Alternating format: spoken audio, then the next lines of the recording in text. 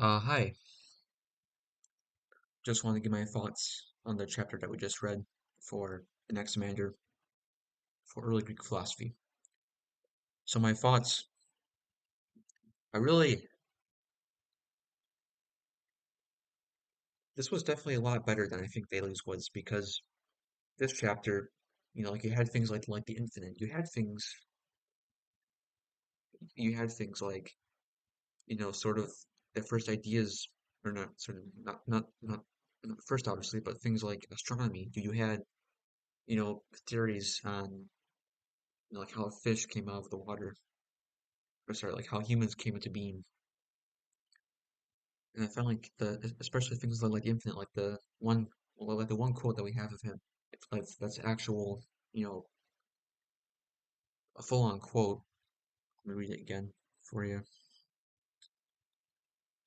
For to give justice and reparation to one another for their injustice in accordance with the arrangement of time. Like that's like makes me feel sad because like there must have been so much awesome poetry that was lost and throughout time, but like just that one passage, like it's just it really gives like an idea of like how of what of how people thought. Does that make sense? Like it just gives like that one passage just really puts you in there, I guess. I don't know, maybe I'm just waxing off politically and just spelling off a bunch of dumb philosophical bullshit, but I don't know, like I think it sounds pretty cool. Like I really like that. I wish that more stuff like that could have been preserved because I think that the actual uh or sorry, I think that the actual um biographies and the sort of encyclopedias they just don't give it sort of energy, I guess, off of the text like the same way that like that the poetry does. But I guess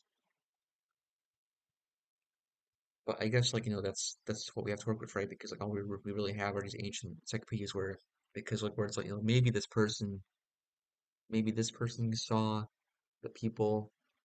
It's just like it's yeah. I mean, I wish I could have had more, but it's how it goes sometimes, I guess. Yeah, but like at any rate, like what they said with the infinite, uh, I found that to be kind of pretty cool. So the idea that like we have to be infinite because like in order to be in the world, we have to be everywhere. Does that make sense? Like I know this sounds kind of like yeah, this is kind of like high-minded bullshit to me too, but I mean, I'm just trying to think of it. Sorry, so sorry if this is just me being dumb, but this is just I'm just trying to make sense of it. So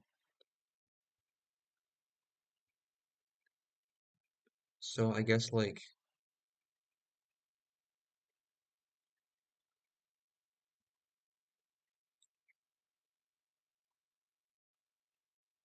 because the void's infinite,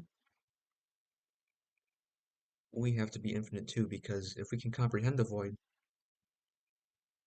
then there has to be something inside of our minds that is infinite, because the void goes on forever, like it never ends. And yet we're here, and yet there is something in this world that goes on forever. And so like I guess the best way to think of it would be like imagine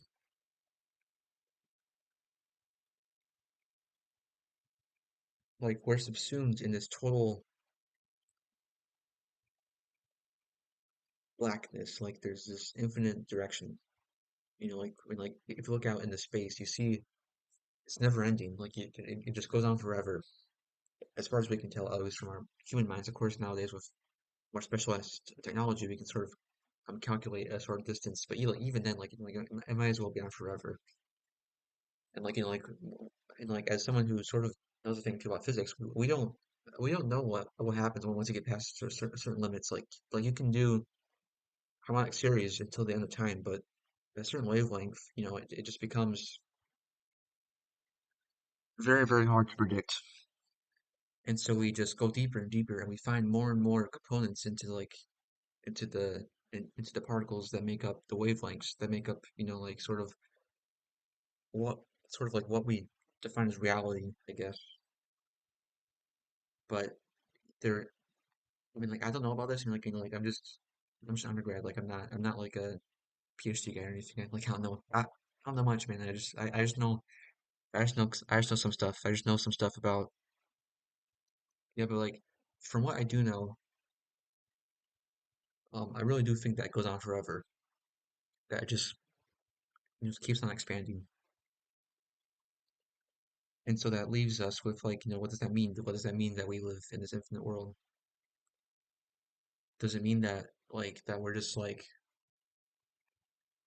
doesn't mean that we're alone? It doesn't mean that all this was just by chance. Like, I have my opinions, but I don't want to give them to you because, I want to keep this kind of like focus on text. But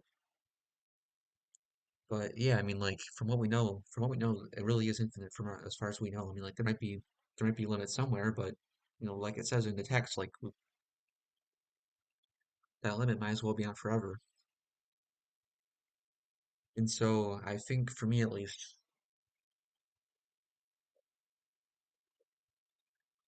that really so that's sort of what he's trying to say, like, right? Because if we live in this infinite world, and if our minds can comprehend it, then like our being must be infinite.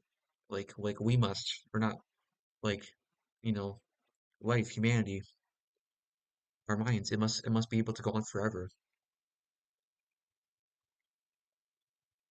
That's what I think at least. But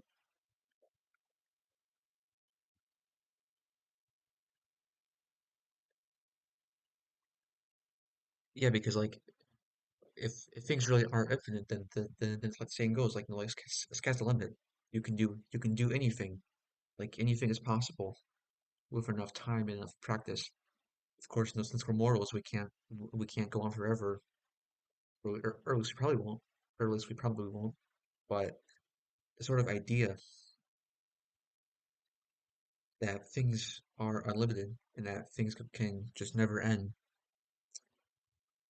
I think that's really beautiful. Like because the sort of idea that there is no there there there's no limit. Like we you know things will go on forever, essentially.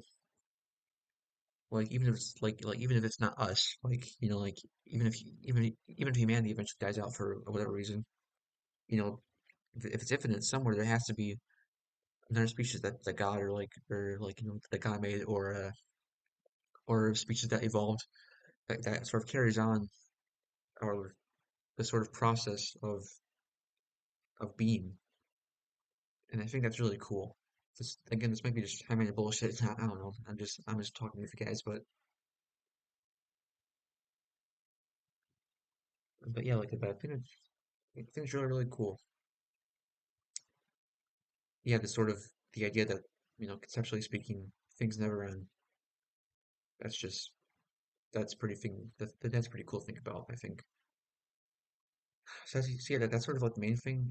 There was some other things too, like he said, you know, uh, like nothing's based nothing's based on the elements. It's all just based on the infinite, which I kind of agree with. I mean, like I think that's mostly proven because like water is the infinite. Like if you break down water, it's just smaller and smaller and smaller. Like first you have atoms, and then you have electrons and neutrons and protons, and you have what you call it.